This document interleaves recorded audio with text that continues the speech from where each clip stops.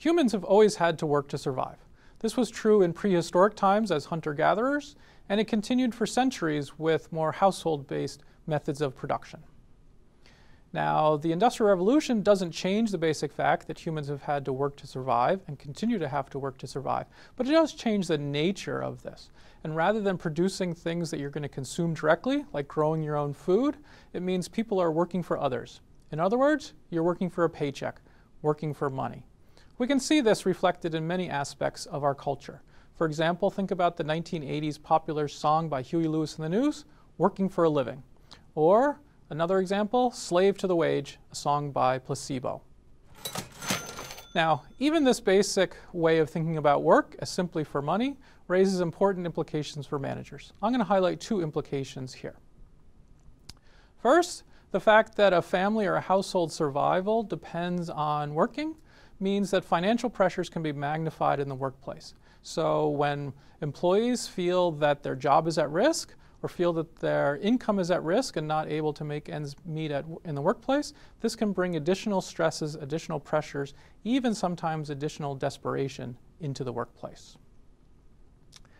Now, a second implication. Because work is seen as an economic necessity to survive, at least for most people, this can make work seem like a curse. Make it seem like a natural part of the human condition, the way it's always been and the way it has to be. At a general level, this is probably true. Again, we need to work to survive. But this doesn't mean that specific jobs have to be structured in specific ways. Rather, organizations and you as a manager have choices as to how jobs are designed, how work is structured. If there are lousy jobs in your work group, ask how they can be improved. So yes, people work for money. They have to in order to buy shelter, food, clothing, and other necessities. But even this most basic aspect of work, the simplest way of thinking about why people work, raises important implications for managers.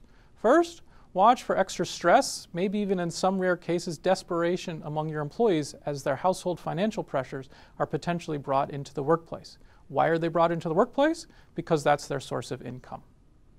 Second, don't reduce work to a curse. Don't think, well, this is the way it has to be, and we have no way of improving jobs, making them better. And lastly, don't assume that work is only about money. Yes, money is the focus of this module, Module 2.